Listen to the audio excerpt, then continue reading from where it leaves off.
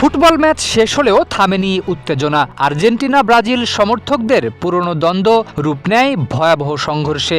দফায় দফায় হামলা, বাড়িঘর ভাঙচুর, লুটপাট আর হাতবোমা বিস্ফোরণে আতঙ্ক ছড়িয়ে পড়ে পুরো এলাকায়। এতে নারী পুরুষ সহ অন্তত ৮ জন আহত হয়েছেন।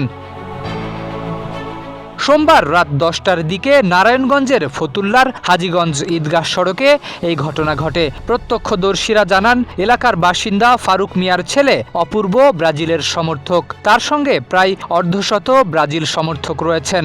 অন্যদিকে একই এলাকার জাহাঙ্গীর মিয়ার ছেলে হাবিব আর্জেন্টিনার সমর্থক। তার সঙ্গেও রয়েছে প্রায় অর্ধশত সমর্থক।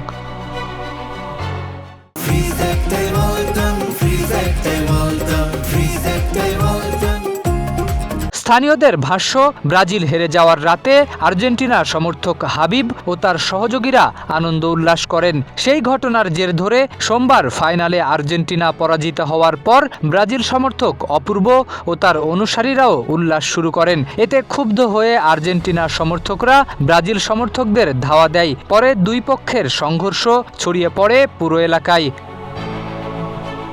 অভিযোগ রয়েছে, সংঘর্ষের এক পর্যায়ে ব্রাজিল সমর্থকদের একটি দল আর্জেন্টিনা সমর্থকদের বাড়িঘরে হামলা চালিয়ে ভাঙচুর ও লুটপাট করে। এ সময় নারীসহ কয়েকজনকে মারধরের ঘটনাও ঘটে। পরে ঘটনাস্থল ছাড়ার সময় কয়েকটি হাতবোমার বিস্ফোরণ ঘটানো হয় বলে দাবি করেন স্থানীয়রা। এরপর আর্জেন্টিনা সমর্থকদের সঙ্গে এলাকাবাসীও যোগ দিলে পাল্টা মারধরের শিকার হন ব্রাজিলের কয়েকজন সমর্থক।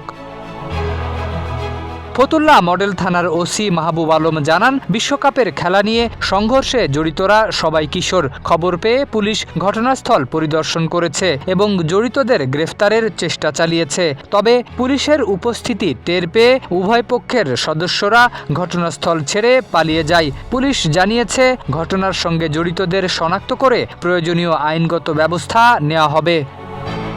শরীফ উদ্দিন, ইত্তেফাক নিউজ।